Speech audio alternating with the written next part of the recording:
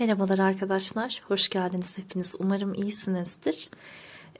Bugün sizlerle uzun zamandır yapmadığımız, sanırım yaklaşık bir aydır zaten çok fazla video atamadığım için uzun zaman olmuş oluyor doğrudan. Uzun zamandır yapmadığımız konuya geldik. Aklınızdaki kişi ve siz ilişki türleri fark etmeksizin deste seçebilirsiniz. Yeni bir deste aldım. Önceki videoda desteği görebilirsiniz. Desteği soranlar için.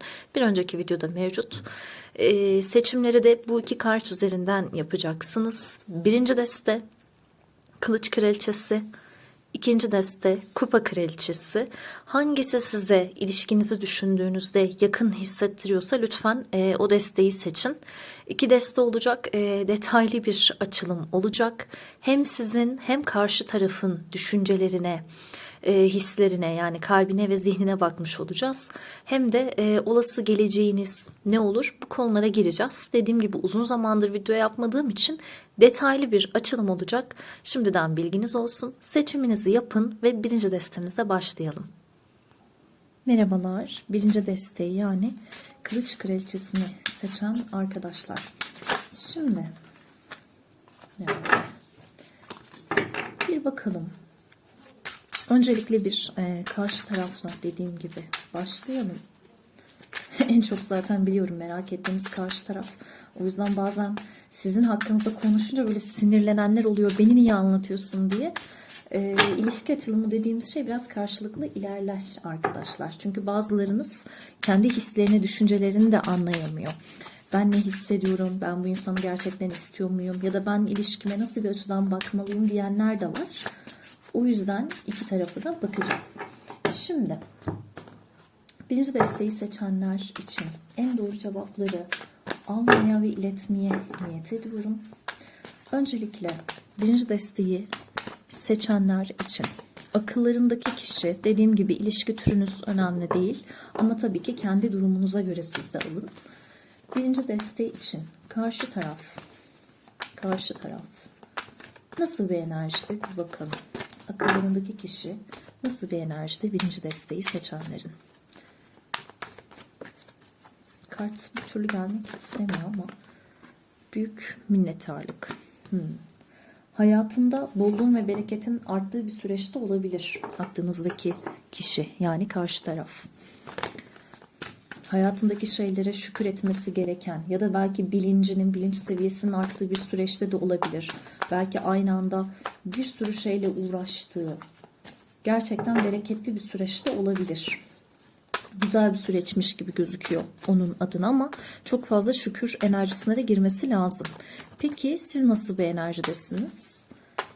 Desteği seçen arkadaşlarım nasıl bir enerjide, ne durumda? Gizli motivasyonlar. Sizin hayalleriniz var, istekleriniz var, tutkularınız, idealleriniz var. Bir yandan bunlara gitmek, bunlara ulaşmak istiyorsunuz ama diğer yandan kalbinizi kapatıyorsunuz. Ya da o şeyleri size götürebilecek olan durumlardan korkuyorsunuz, imtina ediyorsunuz. Hani şey gibi, çok fazla hayalim, isteğim var ama onlara gitmek konusunda da endişeliyim. Hani ne olur bilmiyorum. Çünkü mesela bakın, bu kartta, ben bu kartı çok severim bu destede. Çok hem görseli güzel hem anlamı çok güzeldir. Kadının hayali işte mutlu bir yuva, işte çocuklar, güzel bir ev, güzel bir hayattır. Ama kalbini kapatır. Kendini o mutlu yuvaya götürecek olan durumu aslında kapatmıştır. Yani bu şey gibi, işte ben evlenmek, çoluk çocuk sahibi olmak istiyorum. Ama ben insanlar beni kırar diye düşünüyorum. İnsanlardan korkuyorum, çekiniyorum. Ya da işte ben çok başarılı bir hayata sahip olmak istiyorum. Ama o başarılı hayatın getireceği yüklerden işte korkuyorum. Ya yorulursam ya sıkılırsam diyorum, gibi. Hayallerinizin önüne getirdiğiniz çelişkili olan diğer niyetlerinizdir. Niyetlerinizin çelişmesidir. Siz de böyle bir süreçte gözüküyorsunuz. Peki, şimdi birinci desteği seçen arkadaşlarım için akıllarındaki kişi neler hissediyor? Kalbindeki gerçek duygular nelerdir? Birinci desteği seçenlerin akıllarındaki kişinin kalbindeki gerçek duygular nelerdir? Yani hisleri. Değnek Prensi, Kule, Kupa Dörtlüsü. Şöyle birazcık yukarı alacağım. bir arada görünebilsin diye. Görünüyor mu? Evet. Birinci desteği seçenler için akıllarındaki kişinin kalbindeki gerçek duygular nelerdir? Onlara yönelik olarak birinci desteği seçenlerin akıllarındaki kişinin onlarla ilgili gerçek duyguları. Kontrolü ele alma, harekete geçme, uyum ve denge. Şimdi burada çok fazla çatışma var ama onu söyleyeyim. Bir yandan bu ilişkide kontrolün sahibi olmak istiyor. Gerçekten harekete geçmek, evet bir şeyler yapmak istiyor. Aslında eğer kopukluk yaşadığınız biri ise durumu ve kendi duygularını manipüle etmeye de çalışıyor olabilir. Keza sizi de bir kontrol, baskı altında tutmaya çalışıyor olabilir. Kendi hayatında çünkü yapmak istediği şeyler varmış gibi, bunlar için harekete geçmek istiyormuş gibi gözüküyor ama diğer yandan bir çatışma enerjisi var. Yani aldığımız çünkü tarot kartlarında da evet bir yere gitmek isteyen, hayatında bir takım aslında zaferlere, başarılara koşmak isteyen, yeni tecrübeler edinmek isteyen, yeni yollara düşmek isteyen biri var. Ama bu çok toy bir enerji. Değnek Prensi çok toy bir enerjidir. Bunun yanında Kule ve Kupa dörtlüsü. Şu an bu insana özellikle sizle ilgili konularda aslında bir fırsat sunulmuş. Sizle ilgili gidebileceği daha aslında nasıl desem, aranızdaki durumla ilgili değerlendirebileceği şanslar, fırsatlar var. Ama belki de sırf işte bu durumu kontrol etmek pahasına, yani kendi duygularını aslında bir otokontrole maruz bırakmaktan bahsediyorum. Kendine belki sansür uygulamak pahasına bu fırsatı değerlendirmediği ve kaçırdığı gözüküyor açıkçası. Mesela işte ilişkiniz var diyelim ki, daha iyi durumlara gidebilirsiniz. İlişkinizi daha belki ileri boyutlara götürebilirsiniz. Ama karşınızdaki hanımefendi ya da beyefendi fırsatı kaçırıyor. Diyorsunuz ki ya bak şunu değerlendirse aslında nereye gideceğiz, ama o onu görmüyor. Ya da işte ilişkide olmadığınız bir insan, işte ex olur, flört olur, hiç fark etmez. İlişkide olmadığınız bir insan ve aslında hani dedik ya, siz zaten hayatınızda bir şeylere sahip olmak istiyorsunuz içten içe ve yüksek ihtimalle bu durumun, bu enerjinin tabii ki bu kişiyle de ilgisi var. Ama o bu fırsatı görmüyor. Kızın üstündeki sweatshirt'ün üstünde yazana bakın. Over it yani. Görmüyor. Telefonu kenara bırakmış. Belki işte mesajlarınıza cevap vermiyor. Belki hani baksın görsün diye mesela paylaşım yapıyorsunuz. Ona karşı tepkisiz kalıyor. Görmüyor ama şöyle bir şey var. Bir zaman sonra ayacakmış gibi bu insan bu duruma. Çünkü şu an görmüyor. Şu an bu fırsatı kaçırıyor. Ama unutmayın, kupa dörtlüsünün bir sonrası kupa beşlisidir. Yani bir sonraki adım aslında pişmanlıktır. Buradaki şansı, fırsatı değerlendirememekten dolayı. Çünkü ona çok güzel bir kupa sunuluyor. Çok güzel bir şey geliyor aslında. Hani deriz ya, kaderin eli değiyor. Ama bu insan bunu görmüyor ve tam merkezde bir kule var. Şimdi birine burada girmiş, bildiğiniz tam kalbinden, belki de hatta midesinden de olabilir. Belki işte kalp çakrasından girmiş olan bir böyle sivri bir cisim, oradaki yeryüzü şekli. Biri işte oradan düşüyor. Klasik kuleyi zaten bilirsiniz. Şöyle bir şey, aranızda yaşanan, yakın zamanda yaşanan bazı durumlarla birlikte bu insan bir hüsrana uğramış olabilir. Burada bir yıkım enerjisi var. Kendi hayatında bir yandan çok fazla evet bolluk ve bereket enerjisi var. Ama diğer yanda bu insanın belki de çok böyle peş peşe hızlı hızlı yaşadığı gelişmeler var. Ve bunların çok yüksek bir oranı sizle ilgili yaşanmış gibi gözüküyor. Ve belki de bu yaşanan garip olaydan sonra, artık bu her neyse, belki bir şeyin açığa çıkması, belki bir itiraf, belki işte şok edici bir durum, belki bir skandal. Artık o durum her neyse, kendi durumunuza göre alın. Belki basit bir tartışma, artık bilmiyorum. Bu durumun sonunda bu insan bir böyle pasif, badene, mızıkçı bir moda geçmiş. Bakmıyorum, dönüp bakmıyorum, ilgilenmiyorum, ben orada değilim diyor. Değerlendirmiyor fırsatı. Kaçırıyor ve yüksek ihtimalle bir hevesle girdiği aslında bir işten yıkımla da ayrılmış gibi, bir yıkım sürecine girmiş gibi. Ben burada hemen onun düşünceleriyle devam edeceğim. Hani sizi de açacak durma yok. Şimdi önce bir onun düşünceleriyle devam edeceğim. Çünkü burası ilginç yani. Peki birinci desteği seçen arkadaşların akıllarındaki kişi, onlar hakkında neler düşünüyor? Düşünceleri neler? Aha, Ne dedim? Ne dedim? Ne dedim? Ne dedim? Bunun sonrası ne dedim? Pişmanlık dedim. Görmüyor çünkü bakmıyor. Telefon orada açmıyor. İlgilenmiyor. Yazmıyor. Aramıyor. Sormuyor. Ya da işte dediğim gibi ilişkinize göre alın. Belki ilişkiniz var. Değerlendirmesini istediğiniz bir fırsat var. İlişkinizi daha ciddileştirmek için belki onu değerlendirmiyor. Ya da işte kopuksunuz. Bir adım atmasını bekliyorsunuz. Dönüp bakmıyor. Ne olmuş peki? Kupa beşlisi. Öyle üzgün üzgün devrilen kupalara bakarsın diyor. Şu an kendisi bir üzüntü, pişmanlık, nedamet enerjisinde açıkçası. Keyifli falan değil bu insan. Zaten iyice bir şeylerden bıkmış, bir şeylerden sıtkı sıyrılmış.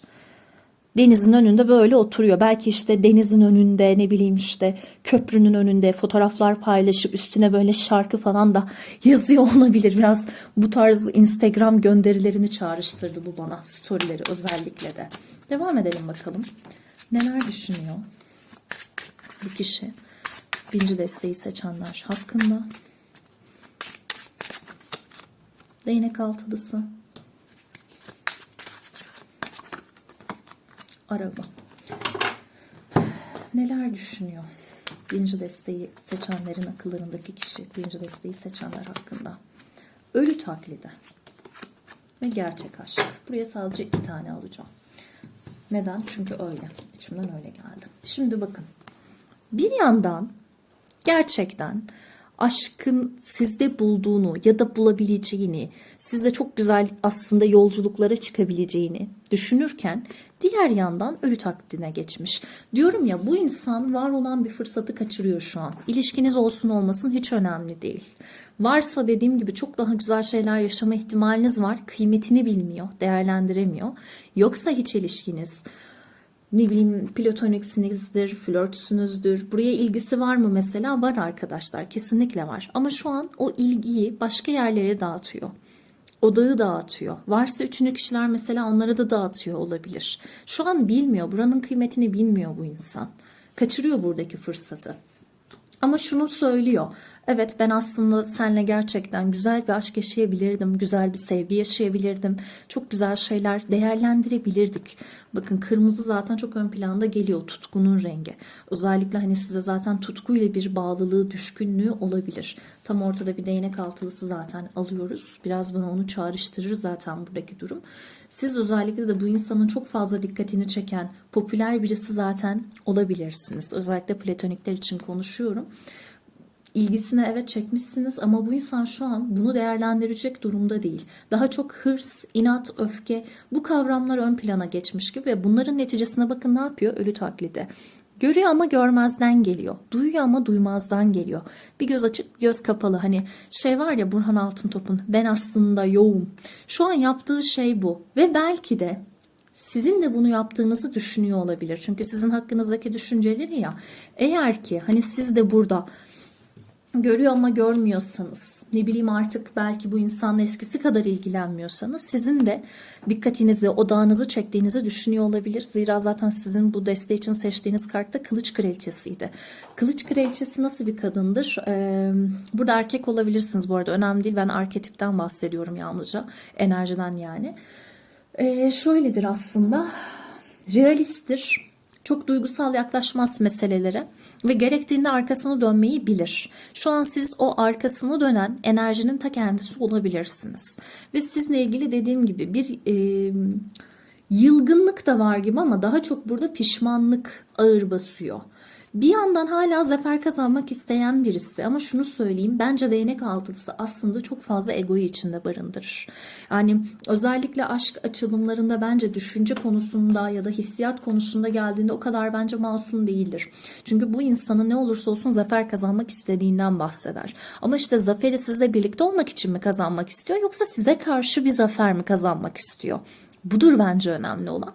Burada birazcık ben bunu alıyorum. Ve arkasına gelen araba kartı bu insanın sanki birazcık da size karşı zafer kazanmak istediğini söylüyormuş gibi. Çünkü araba geldiğinde biraz böyle sevgiyi, aşkı bir kenara bırakır insan ve hırs, öfke, kontrol etme ön plana geçer. Zaten bakın burada ne almıştık? Biz bir kontrolü ele alma kartı almıştık. Özellikle ilişki yaşadığınız birisi ise bu kişi şu an sizinle çok fazla zıtlaşma enerjisinde olabilir. İlişkiyi kontrol etmek isteyen taraf olabilir. Burada böyle bir şey var. Kontrol duygusu daha ağır basıyor. Yani bence çok böyle uyumlu enerjilerde değil.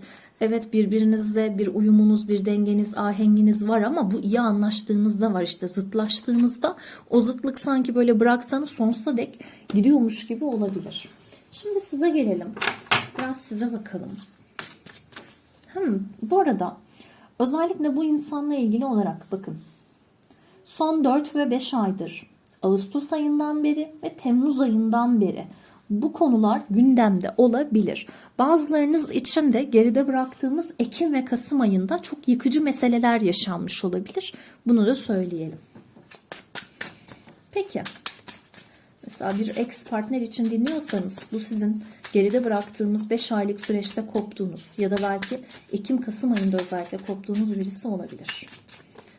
Peki. Birinci desteği seçen arkadaşlar. Dağıldınız. Sakin olun. Akıllarındaki bu kişi hakkında neler hissediyor? Kupa üçlüsü. Kesiş yani ermiş. Tılsım sekizlisi. Bu az önce fırladı ama daha soruyu sormadığım için karıştırırken almamıştım. Demek ki gelesi varmış. Öyle olduğunu bir şekilde getiriyor işte kart kendine. Zorlamaya da gerek kalmıyor bazen. Neler hissediyor? Birinci desteği seçen arkadaşlar. Kılıç kraliçeleri ya da erkekler için kralları. Neler hissediyorsunuz birinci deste? Kaçış. Siz bu kişinin sizden kaçtığını düşünüyorsunuz. Manipüle ve narsizm. Ya da siz kaçıyor olabilirsiniz. Durumunuza göre alın. Dalgın ve düşünceli. Şimdi şöyle arkadaşlar. Bu konu size epey dağıtmış gibi gözüküyor. Özellikle hani şuraya bir fokuslanalım. Bir dikkat kesinelim. Bence şimdi bunların ikisi de benim için kaçış kartı. Niye? Çadırın içine saklanmış bir kız çocuğu var bakın. Belli belirsiz bakıyor oradan. Ya karşınızdaki insanın çok fazla narsisizmi içinde bulundurduğunu düşünüyorsunuz ve artık siz de o moda girmiş olabilirsiniz. Ya da siz kendi duygularınızı biraz manipüle etmeye, kontrol etmeye çalıştığınız bir süreçte olabilirsiniz. Fakat bence karşı tarafın bir kaçış enerjisine girdiğini düşünüyorsunuz ve bu durum işte sizi şu dalgın ve düşünceli hale sokuyormuş gibi. Ama özellikle ben kendimi geri çekiyorum diyenler evet çekmişsiniz. Neden? Zaten tam ortada bir ermiş oluyoruz. Bir türlü alamadım kartları. Bakın. Demiştik ya şurada bir saklanma, çelişkili niyet meselesi vardır diye.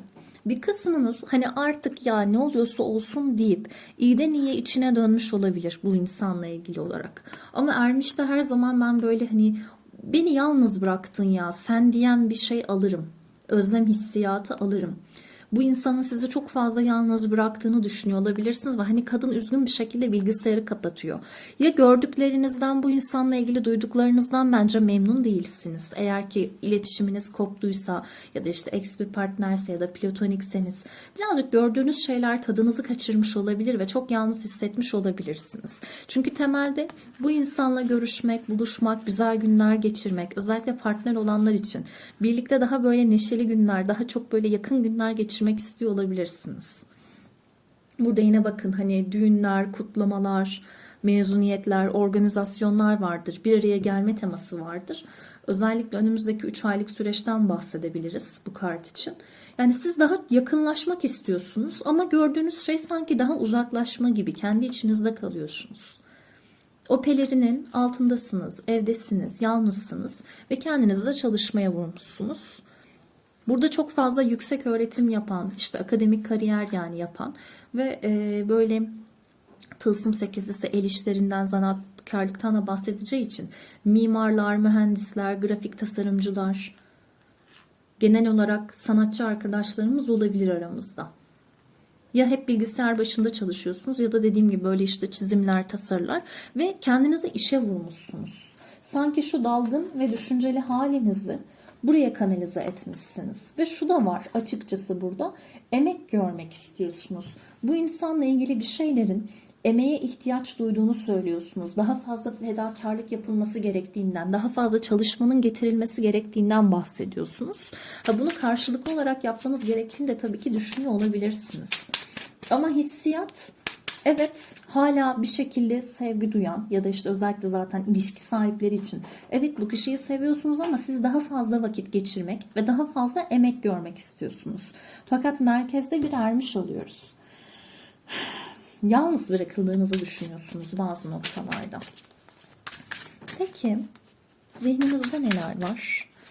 Düşünceleriniz neler? Birinci desteği seçenler, aklınızdaki bu kişiyle ilgili.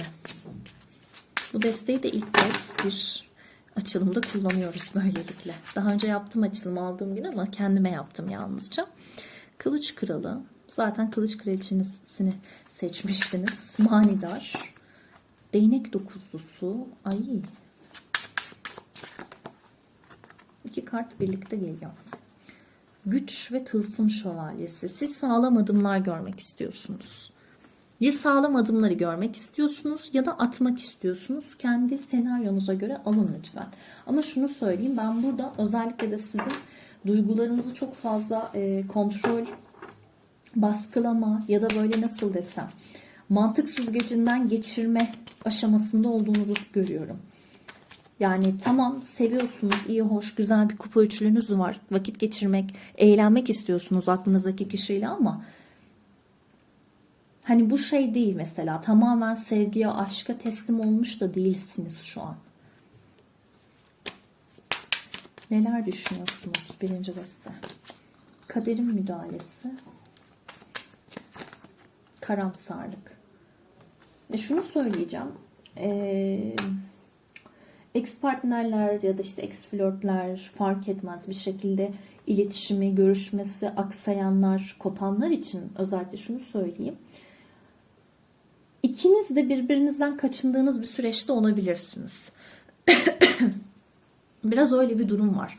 Çünkü hem dalgınsınız, düşüncelisiniz, hem karamsar yaklaşıyorsunuz ve diyorsunuz ki artık bu iş Allah'a kaldı. Hani her zaman tabii ki Allah'a kalmıştır ama siz şu an birazcık daha hani şey diyor olabilirsiniz. Ben daha bir şey yapamam. Onun da bir şey yaptığı yok.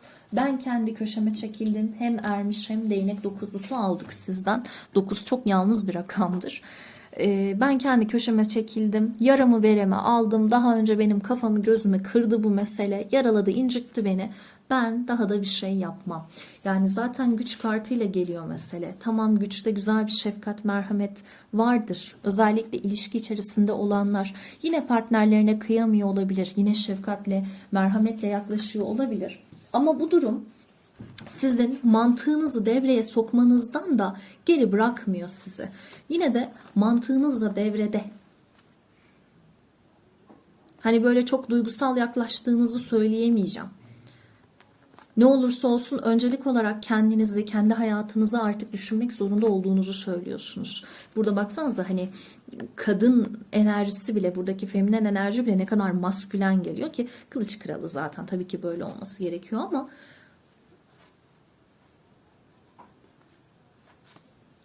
çok şey bir enerji var. Yani benden bu kadar. Ben bir şey görmek istiyorum. Özellikle ilişki içerisinde olanlar ya da işte bir şekilde hala beklentisi olanlar bir şey görmek istiyor. Ben bir şey yapmam. Sen yapmalısın. Ben bekliyorum. Çünkü ben daha önce yapmaya kalkıştığımda bunu biraz ağır ödedim. Keza karşınızdaki insanın da şu an birazcık daha mesafeli, daha soğuk davrandığını düşündüğünüz bir zaman diliminde olabilirsiniz. Burada böyle bir durum söz konusu. Yani çok ayakları yerden kesilen kelebekler yok burada. Kelebekler tacın üstünde. Baksanıza. Ben hani kelebek dönüşümdür ya, bence kendi içinizde, zihninizde artık hisleriniz, duygularınız, düşünceleriniz de değişmiş ve dönüşmüş ve getirdiği yer sizi çok soğuk. Mavi çünkü detachment, Türkçesi ne detachment'ın? Böyle duygusal olarak bir şeyden kopma, soğuma rengidir aslında. Biraz o duygusuzluğu barındırır. Özellikle film sektöründe mavi filtre, işte mavi ışıklar kullanıldığında daha bize duygusuzluğu verir ya. Duygulara bence daha soğuk bir yerden bakıyorsunuz. Özellikle hani belki de kış mevsimiyle birlikte çok daha hayatınızı, para durumunuzu, kariyerinizi özellikle düşündüğünüz bir sürece siz girmiş olabilirsiniz. Ve artık karşı taraftan da somut şeyler görmek istiyorsunuz. Peki, şimdi şöyle yapalım öncelikle. İletişimi olmayanlara bir girelim. İletişimi olmayanlar için mesela ya da adım bekleyenler için diyelim. Bir adım gelir mi akıllarındaki kişiden? Bir adım gelir mi? Özellikle ben sizin Eylül ve Ağustos aylarından beri biraz bu moda girdiğinizi düşünüyorum. Bazılarınız için de Aralık ayının son 2 haftası kırılma noktası olmuş olabilir. Buradaki değnek dokuzlusundan dolayı. Bir adım gelir mi akıllarındaki kişiden birinci desteğe?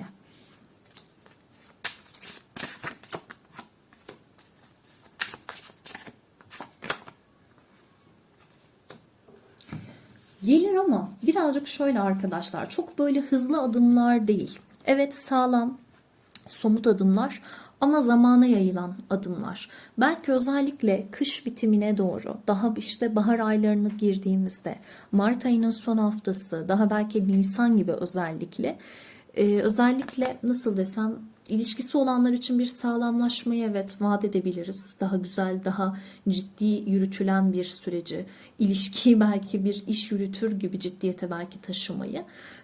Hiç işte iletişimsiz olanlar, adım bekleyenler için de evet memnun olacağınız bir duruma geçilebilir. Fakat dediğim gibi tılsım aslındaki adım öyle çok hızlı gelmez açık konuşmak gerekirse. Daha yavaş bir süreçtir. Değnek dörtlüsü bunun sizi gerçekten mutlu edeceğini zaten burada vaat ediyor. Böyle bir durum, böyle bir süreç var. Ama bu adımın gelmesi bence birazcık kış bitimini bulabilir. Peki bu kişilerin, yani bu desteği seçenler ve akıllarındaki bu kişinin, bu ilişkiniz olsun olmasın önemli değil. Bu durumun geleceğinde ne var peki?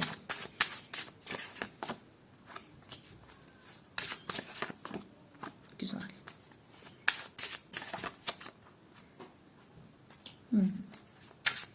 Kart daha alacağım. Tamam. Sizin bence şöyle söyleyeyim. Özellikle Şubat ayıyla birlikte böyle bir heyecanlı bir sürece girmek söz konusu olabilir. Bir joker alıyoruz, budala alıyoruz, aptal, deli, ne derseniz adına. Şubat ayıyla birlikte bir şeyler çok hızlıca gelişmeye başlayabilir. Ama joker henüz oturmuş bir enerji değildir. Bu enerjinin daha böyle pekişmesi, kupa olmuşunun vaat ettiği gibi gerçekten 10 aylık bir süreci kapsayabilir. Kupalar sonbaharı gösterir, sonbahar ayını evet kapsayabilir. 10 ay, 10. ay diyebileceğimiz için belki Ekim ayı söz konusu olabilir ama unutmayalım ki kupa onlusu balık burcunun son dekanı. Yani bu da ne yapıyor? Bizi yine Mart ayının ortalarına götürüyor. Özellikle Mart ortalarına geldiğimizde ilişkisi olanlar için daha sağlam, ciddi bir duruma gelme evet söz konusu olabilir. Hiç ilişkisi olmayanlar için ilişki noktasına gelmek, özellikle flörtler için daha heyecanlı, daha ateşli, daha böyle romantik dönemler söz konusu olabilir. Sandalyeyi kaydırdım. İletişimsizler için evet iletişimler var gibi gözüküyor, bir değnek şövalyesi alıyoruz. Bence aslında bu kişiyle güzel parlak bir duruma gitmek söz konusu. Kartlarınız bu noktada güzel geldi.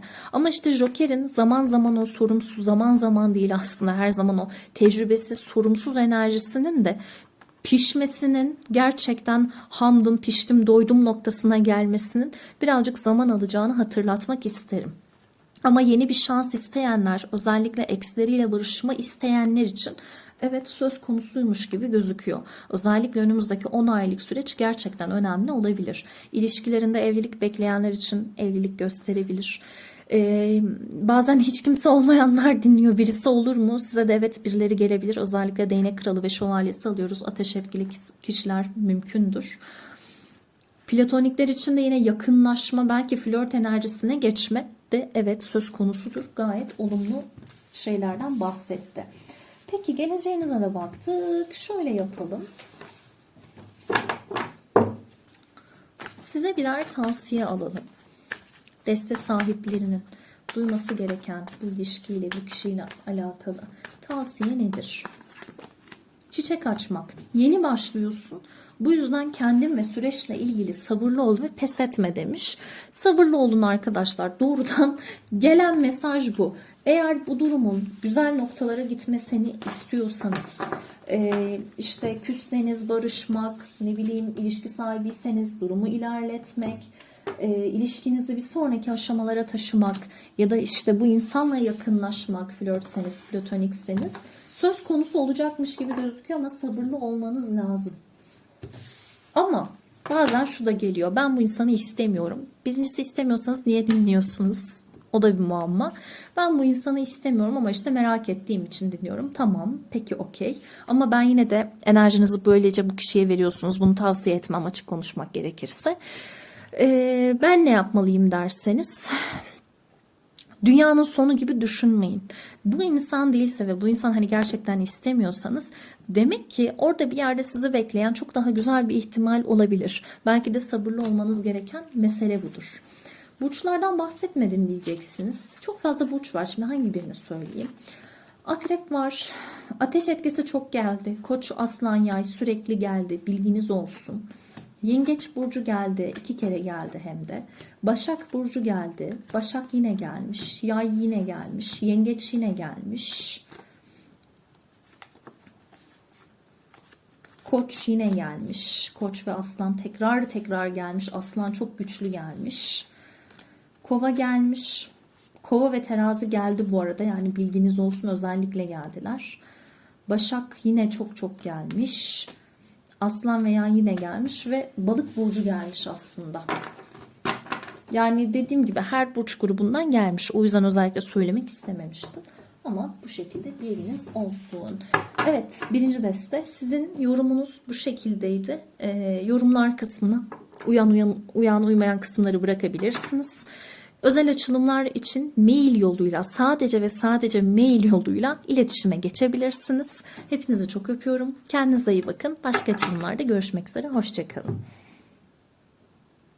Merhabalar. İkinci desteği, yani kupa kraliçesini seçen arkadaşlar. Şimdi diğer destemizde yaptığımız gibi sizle de öncelikle bir ne enerjidesiniz buna bakarak başlayacağız. İkinci desteği seçen arkadaşlar şu an nasıl bir enerjide, bir bununla başlayalım. Birinci destenin karşı tarafına gelen size geldi. Peki aklınızdaki kişi ne enerjide? Sizden başlamak istedim. Diğer deste karşı taraftan başlamıştım. Aklınızdaki kişi nasıl bir enerjide? Neler oluyordu? Şimdi sizde şöyle bir durum var. Hayatınızın çok böyle şanslı, aslında bereketli, aynı anda belki birden fazla yerden şans bulduğunuz bir sürecinde olabilirsiniz. Ya da aslında şanslı olduğunuz ama görmediğiniz ve haydi şükret sözüne çağrıldığınız bir süreçte olabilirsiniz. Minnet duygusuna çünkü burada çağrılıyorsunuz. Bilincinizde şükür duygusunu, şükür bilincine oturtmanız gereken bir sürece çağrılıyorsunuz. Hayatınızda sahip olduğunuz şeyler için şükretmeyi öğrenmeniz gereken bir zaman dilimi olabilir. Özellikle de şimdi aklımdaki kişi açılımı dinlendiğinde şu oluyor işte. O yokken benim hayatımda hiçbir şey yolunda gitmiyor. O Allah değil, o bir tanrı değil, o bir ilah değil. Sizin bir hayatınız var. Nefes alabiliyorsunuz, bu videoyu izleyebiliyorsunuz. Görenler için gören gözleriniz, duyanlar için duyabilen sağlıklı kulaklarınız var. O yüzden arkadaşlar şükür duygusuna çağrılıyorsunuz. Bilginiz olsun. Her neye sahipseniz şu an sizin için şükür zamanı. Karşı taraf için de şöyle bir durum var. Gerçek aşk. Unutmayın ki buradaki gerçek aşk aslında insanın kendine olan aşkı, yani kendine duyduğu sevgiyi, kendiyle barışmasını aslında temsil eder.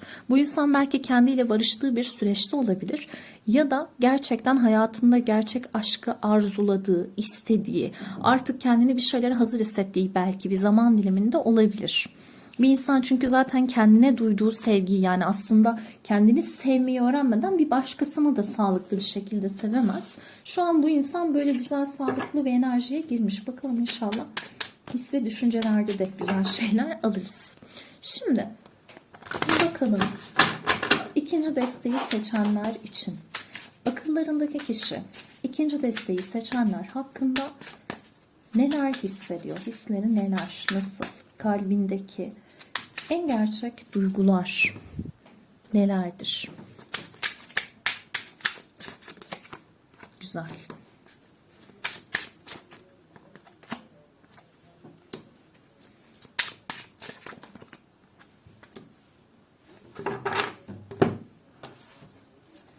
İkinci desteği seçenler için akıllarındaki kişinin kalbindeki en gerçek duygular.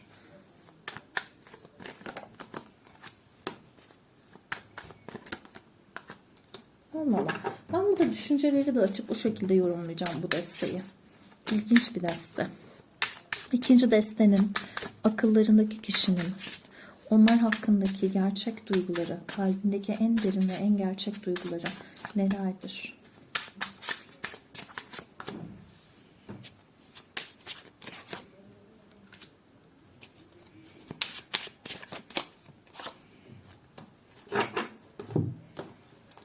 İkinci desteği seçenlerin yine mi duygularını sordum?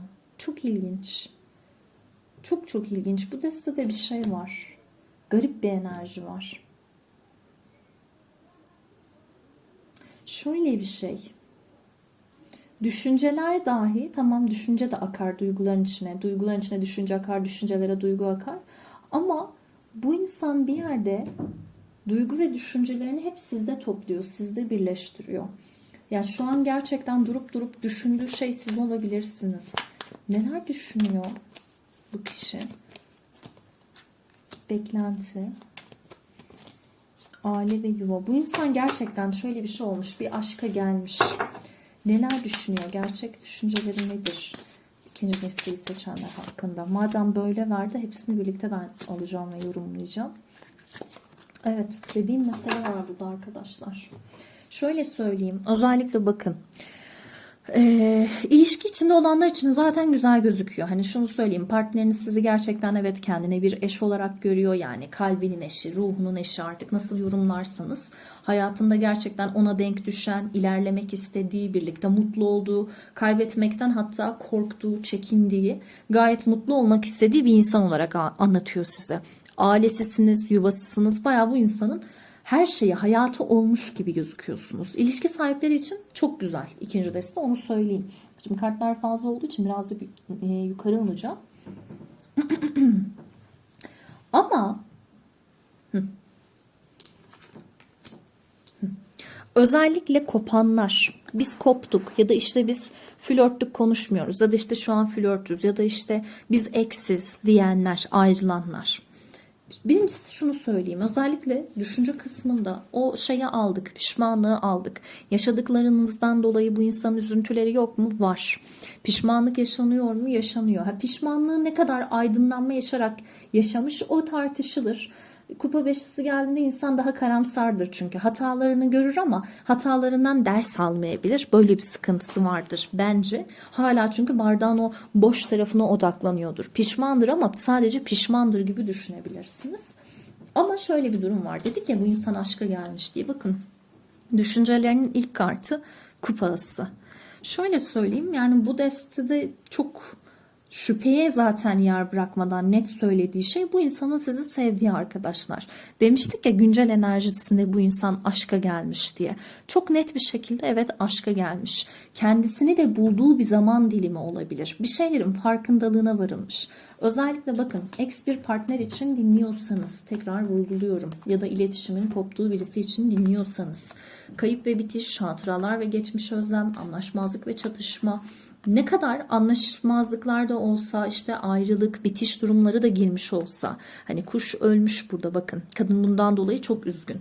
Bu insanın bununla ilgili pişman olduğunu, üzgün olduğunu ve hani sizi unutmadığını, aksine burada yani bütün kartlar aynı şeyi söylüyor. Sevdiğini çok gönül rahatlığıyla söyleyebiliriz.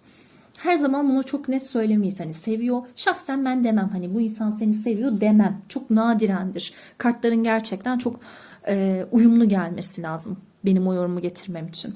Ama bu insan çok net bir şekilde evet sizi seviyormuş. Hatta özlüyormuş. Birlikte olanlar. ya da flört olanlar. Birincisi flört olanlar, platonik olanlar. Bu insan size bir ilişki materyali olarak bakıyor. Sizinle ciddi bir ilişki yaşayabileceğini düşünüyor. Sizle ilgili gerçekten güzel beklentileri var.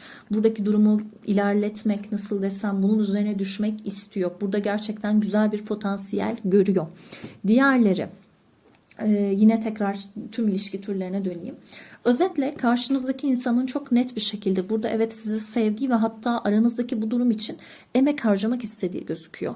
Bu insan bir atağa kalkmak istiyor. Bir şeyler yapan taraf olmak istiyor.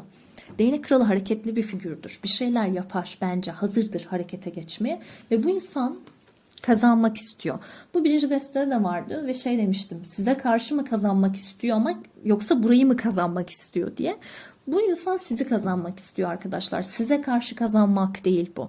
Ya da size nispet olsun diye bir şeyler yapmak değil. Sizi kontrol etmek, sizi baskılamak değil. Doğrudan gerçekten bu insanın kalbinde yatan arzu sizsiniz. Düşünceler sizsiniz.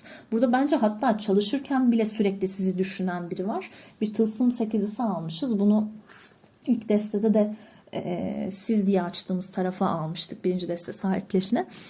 Şöyle söyleyeyim, siz veya karşı taraf yine birinci destede dediğim gibi sıkı çalışan, belki mimarlık, mühendislik, işte grafik tasarımcılık, yazılan, çizilen ya da el zanaatlarıyla uğraşılan işlerde çalışılıyor olabilir. Ciddi işler olabilir burada.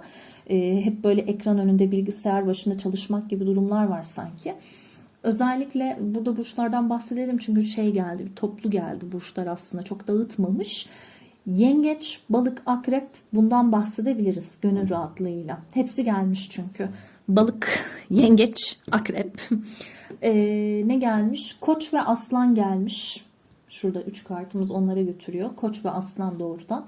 İkizler gelmiş. Bir de Başak Burcu gelmiş. Sizde veya karşı tarafta bunlar olabilir. Ama dediğim gibi bu insan şu an bütün dikkatini, bütün odağını adeta size vermiş. Aynaya bakıyor, sizi görüyor. Yüzünü yıkıyor, sizi görüyor. Yemek yiyor, belki hani içtiği çorbada bile sizi görüyor. Mübalağa edeyim, biraz abartayım ama yok, durum onu gösteriyor. Görüşmek istediği, daha çok buluşmak istediği, yakınlaşmak istediği, hatta birçoğunuz için aynı evde yaşamak istediği bir süreçte. Özellikle hani şuradaki değnek altılısı olsun, buradaki kupa onlumuz olsun. Bizim genelde şöyle aslında yorumlayabileceğimiz bir karttır. Belki hatta birlikte bir seyahat edip ya da birlikte aynı şehre gelip, özellikle uzak mesafe ilişkisi yaşayanlar varsa, aynı yerde buluşup aynı çatı altına girme, aynı yuva içine girme duygularını, isteklerini gösterir. Bu insan eylem insanı zaten. Bunları yapmak isteyecekmiş gibi. Ve şu anda özellikle düşüncelerde zaten bu gelmişti. Evet, duygular arşa çıkmış, çok güzel bir şekilde güçlenmiş, kuvvetlenmiş ve bu duygularla belli belirsiz, kendince çok telepati kuruyor olabilir. Çok fazla hissediyor olabilirsiniz onun varlığını. Çünkü özellikle dediğim gibi kopmuş olanlar, bu insan sizi özlüyor arkadaşlar. Bu çok net. Ve sürekli dediğim gibi sizi düşündüğü yansıyor buraya. Çok güzel geldi. Çok şanslı geldi gerçekten. İkinci deste. Yani kartlarını bile fazla verdi. Daha ne olsun. 10 aylık süreçler, son 3 aylık süreçler, belki bazılarınız için Ekim ayından beri, bazılarınız için Ağustos, bazılarınız için yine Eylül ve son 5 aydan beri süre gelen durumlar burada söz konusu olabilir. Şimdi size gelelim. Peki o böyle hissediyor, sizi çok seviyormuş, birlikte olmak, mutlu olmak istiyormuş. Bazıları hatta böyle evlenmek dahi istiyor olabilir ya da birlikte yaşamak istiyor olabilir. Siz ne hissediyorsunuz? İkinci deste sahipleri bu kişi hakkında. Siz ne hissediyorsunuz? Siz emin değilsiniz. Ne oluyor? Ne oluyor? Hayırdır? Siz emin değilsiniz. Ne oluyor ya? Siz diyorsunuz ki ben yoruldum. Bir saniye, tamam. O bunları söylüyor olabilir ama inanma Kinaye. İnanma, o beni yordu. Ben çok yoruldum. Çok yıldım. Ne oluyor? Peki. Düştü ama. Gerçek aşk. Ne hissediyorsunuz? İkinci deste. Kaçış. Hem zehrim hem dermanım. Bu ne? Sizde şöyle bir şey var. Bu insan şu an ne kadar sizin üstünüze koşmak istiyorsa, gelmek istiyorsa, sevgi sunmak istiyorsa, siz o kadar dur biraz ben bekleyeceğim ya, ben emin değilim. Benim bu işi gözden geçirmem lazım diyorsunuz. Hatta özellikle şunu söyleyeyim. İlişki yaşayanlar ya da flört olanlar, karşı taraf sizi çok sevdiğini dile getiriyor olabilir ama sizin o kadar çok şey umurunuzda değilmiş gibi. Birazcık şey var burada. Ben yoruldum ama bir saniye, şu an vaktim yok ya da çok yoğun çalışıyorum. Hani belki de gerçekten çok yoğun çalışıyorsunuz. Büyük minnettarlık dediğimiz süreç var ya, belki çok kariyer hayatınızla meşgul olduğunuz bir süreçte olabilirsiniz. Aile hayatınızla, kendi yüklerinizle, sorumluluklarınızla. Sizin bu insanla ilgili şüpheleriniz var. Belki geçmişte üzdü sizi. Ve diyorsunuz ki bir daha üzmeyeceğine malum. Kılıç ikilisi. Ben geçmişteki hatanın tekrarlanmasını istemiyorum Kinaye. Sen bakma onun öyle dediğine. Sen bakma onun seviyorum dediğine. Sever, sevecek tabii. Hani zaten ben neler çekmişim. Bir zahmet sevsin diyor olabilirsiniz. Dedim ya, siz baksanıza bakmıyorsunuz bu tarafa. Peki neler düşünüyorsunuz bu kişi hakkında? İkinci deste. Kupa kraliçelerine bak sen. Hiç beklemezdim. Helal olsun. Değnek dörtlüsü. Kupa şövalyesi. Tılsım ikilisi. Siz de seviyorsunuz da işte biraz şey var. Yani gönlümü alsın. Benim gönlüm alınsın. Ya da işte zaten ilişki içerisindeyseniz o öyle diyor, tamam, ama ben eylem görmek istiyorum. Ne bileyim, ilişkimiz var, ben ciddileşmek istiyorum. Ben yüzük görmek istiyorum. Ben aynı evde yaşamak istiyorum. Ya da ben daha sık görüşmek istiyorum. Ben sağlamlık istiyorum. Ve özellikle beni yorduğu, yıprattığı, tükettiği, beni ikileme soktuğu mevzularda gelip gönlümü almasını, belki bir özür dilemesini, bana bir şeyler sunmasını istiyorum diyorsunuz. Neler düşünüyorsunuz? İkinci deste. Sükunet ve sessizlik. Uyum ve denge. İletişim kurma isteği. Özellikle iletişimsizlerde de işte böyle platonikler şunu söylüyor olabilir. Tamam, ben bu insandan işte hoşlanıyorum ya da ona karşı işte bir sevgim var, duygularım var. Ama ben bir şeyler görmek istiyorum. Onunla konuşmak istiyorum. Bizim iletişimimiz yok ki. Ben nereden bileceğim? Siz biraz bu kişinin hatta sizi umursamadığını bile düşünüyor olabilirsiniz. Gereken, çünkü dikkati ve odağı alamadığınızı söylüyorsunuz burada. O görmüyor ki beni diyorsunuz. Ben de onu görmüyorum. Siz gerçekten somut şeyler görmek istiyorsunuz. Sizdeki mesele bence bu. Burada onu göremediğini söyleyen insanlar var. Onu göremediğiniz için belki de bu kadar bıkmış ve bunalmış olabilirsiniz. Genel olarak ama kendi hayatınızda da çok bunaldığınız, çok böyle hani hayat çok üstüme geliyor dediğiniz bir süreçte olabilirsiniz. Burada sizde özellikle terazi, yay, yengeç, balık, oğlak, koç burcu etkileri olabilir bu arada. Olmak zorunda değil tabii ki. Ama bence siz şu an aynı anda birden fazla şeyle uğraşmak durumundasınız. Hatta şöyle söyleyeyim, bazılarınız önünde iki seçeneği olan kişiler olabilir. İşte belki bir eski bir yeni, ne bileyim, belki işte farklı bir durum. Önünüzde belki iki seçenek olabilir. Bu insan sizin tek seçeneğiniz olmayabilir. Diyorum ya, size fazla bir şeyler geliyor. Ama görmek istemiyorsunuz bazı şeyleri de, yılmışsınız gibi. Bazılarınız için son 2 haftadır, diğerleri için son 4 aydır. Bir kısmınız için Nisan ayından beri, bazılarınız için de Aralık ayının son haftasından beri bu yılgınlık enerjisi gelip oturmuş olabilir. Ama özellikle de bence bu Nisan ayına kadar bazılarınız artık net şeyler görmek istiyor. Yoksa netlik gelmedikçe bence ikileme gidiyorsunuz. Peki. Şimdi şunu soralım. Bu insandan istediğiniz, beklediğiniz adım gelecek mi? İkinci deste sahipleri için. Akıllarındaki kişiden istedikleri, bekledikleri adım gelecek mi? Bunu kendi durumunuza göre alın. İletişimsizler için iletişim, ilişkisi var olanlar için işte daha iyi bir adım vesaire gibi. Gelecek mi bu adım? Siz geldiniz. Kupa kraliçesi. Değnek dokuzlusu.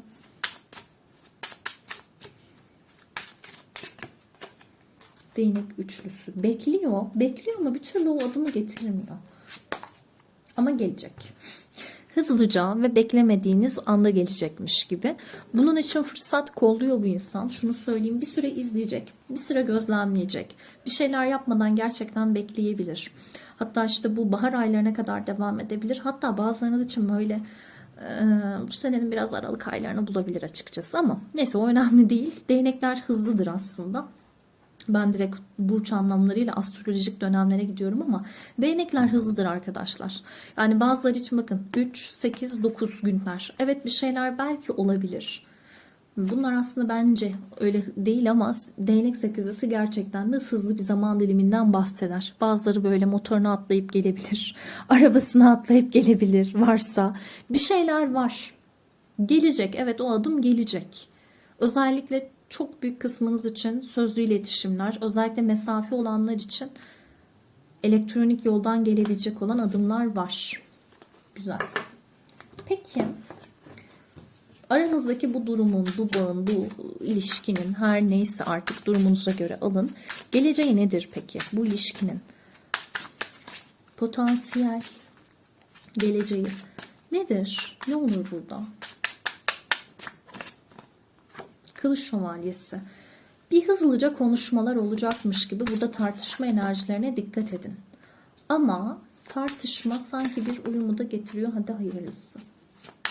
Ne var bu ilişkinin geleceğinde? Tamam. Şöyle söyleyeyim. Özellikle iletişimsizler müjde. Gerçekten iletişimler geliyor. Özellikle önümüzdeki 2 aylık süreç. Ocak bir bitsin, tamam mı? Şeytan biraz orada tutuk bir enerji. Ocak bir bitsin. Kupa ikilisi 2 aylık zaman diliminden bahseder. Burç olarak da yengeci göstereceği için. Hatta yengecin ilk dekanıdır. Haziran ayının son haftasını gösterebilir bize. Ama bence oraya kalmayacak. Çünkü değnek şövalyesi ve kılıç şövalyesi süreci hızlandırıyormuş gibi. Bir kader çarkı etkisi alıyoruz. Bu beklemediğiniz bir anda birden patır patır gelişebilir. Bu insanın hem sizi sevdiğini hem de size çok tutkuyla bağlı olduğunu göreceğiniz bir sürece girebilirsiniz. Ve vay be neymişim ben, ya da vay be bu kadar seviyor muymuş beni, ya da benim için bunu yapar mıymış falan diye bir şaşırabilirsiniz. Hızlıca bir şeyler olacakmış gibi gözüküyor. Özellikle görüşmek, buluşmak isteyenler dediğim gibi buluşabilirler. Bazı görüşmeler olacak. İlişkisi olanlar daha bir uzlaşma noktasına gelebilirler. Ama burada birbirinize karşı dürüst olmaya dikkat edin. Şeytan kartının biraz hani gölgesi değil kendisi hatta zaten. Biraz karanlıktır, sır saklamaya meyillidir, kıskançlıklara meyillidir. Buna dikkat edelim lütfen. Ama uzlaşma şansınız, özellikle ilişkisi olmayanlar için burayı ilişkiye taşıma ihtimaliniz evet var. Ama birazcık işte o kadar çarkı etkisi de hani zamana ve akışa güven diyor. Takıntılı bir şekilde burayı çok düşünmeyin, ama onu söyleyeyim. Şeytan kartı yine burada buna bir uyarı. Takıntı haline getirmeyin buradaki meseleleri. Yoksa şu kılıç şövalyesindeki tartışmalar gerçekleşir. Peki ikinci deste sahiplerine bu ilişkiyle, bu kişiyle ilgili tavsiye nedir? Athena. Ne yapman gerektiğini biliyorsun. İçsel bilgiliğine güven ve gecikmeden yapman gerekeni yap diyor. Yani cevap aslında hali hazırda içinizde. Ama siz birazcık dediğim gibi belki geçmişte yaşanan durumlardan dolayı oraya çok düşmek istemiyor olabilirsiniz. Bence bu noktada kendi sezgilerinize, kendi bilgiliğinize, en önemlisi de tecrübelerinize güvenebilirsiniz. Kupa kraliçesini seçmiştiniz. Kupa kraliçesi güzeldir, iyi, hoştur ama gölge yanı biraz paranoyadır. Burada paranoyalara düşmekten, hani o şeytan kartının tehlikesine düşmekten de uzak duralım arkadaşlar. Dikkat edelim. Böyle bir açılımda yorumlarınızı aşağıya bırakabilirsiniz. Özel açılım almak için yalnızca ve yalnızca mail yoluyla iletişime geçebilirsiniz. Kendinize çok iyi bakın. Başka videolarda görüşmek üzere. Hoşçakalın.